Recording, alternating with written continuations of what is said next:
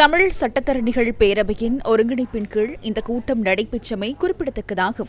கொழும்பில் உள்ள தனியார் ஹோட்டல் ஒன்றில் இன்று பிற்பகல் நடைபெற்ற இந்த கூட்டத்தில் தமிழ் சட்டத்தரணிகள் பேரவையின் உறுப்பினர்கள், வடக்கு கிழக்கை பிரதித்துவப்படுத்தும் தமிழ் தேசிய கட்சிகளின் தலைவர்கள், பிரதிநிதிகள், பாராளுமன்ற உறுப்பினர்கள் உள்ளிட்டோர் கலந்து கொண்டனர்.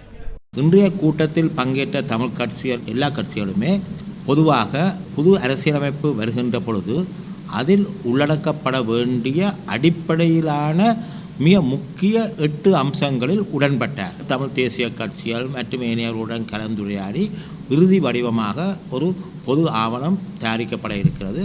இந்த தமிழ் சட்டத்தரணிகள் பேரவையுடைய முக்கியமான நோக்கம் என்னவென்று சொன்னால், உண்மையில் தமிழ் கட்சிகளை ஒன்றாக்குவது அல்ல. புதியதொரு அரசியல் அமைப்பு வருகின்ற பொழுது வடக்கு கிழக்கை பிரதிநிதித்துவப்படுத்துகின்ற தமிழ் கட்சிகள், தமிழ் தேசிய அரசியல் கட்சிகள் ஒரு பொது நிலைப்பாட்டை எடுக்க வேண்டும். அதற்கு ஒரு பொது ஆவணம் இருக்க வேண்டும். தொடர்ந்தும் இந்த முன்னெடுக்கப்பட உள்ளது. இலங்கை சுதந்திரமும் இறைமையும் தன்னாதிக்கமும் உள்ள மாநில அரசுகள் இணைந்து சமஷ்டி அரசாகும். தமிழ் மக்களின் சுய நிர்ணய உரிமையுள்ள தேசிய இனம் என்பதுடன் வடக்கு கிழக்கு இணைந்த மாநிலம் தமிழ் பேசும் மக்களின் மரபு வழித்தாயகம், தேசிய பாதுகாப்பு, நாணயம் மற்றும் வெளியுறவு கொள்கைகள் போன்றவற்றை தவிர்த்த ஏனைய விடயங்கள் அனைத்தும் மாநில அரசுகளுக்கு வழங்கப்பட்டவையாக இருத்தல் வேண்டும்.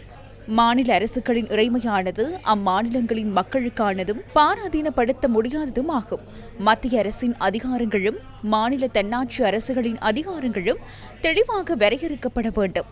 மாநிலங்களுக்கு வழங்கப்படும் விடயங்கள் தொடர்பான முழு அதிகாரங்களும் மாநிலங்களுக்கே இருக்க வேண்டும் என்பதுடன் அவை மீளப் பெற முடியாதவைகளாக அங்கீகரிக்கப்பட வேண்டும்.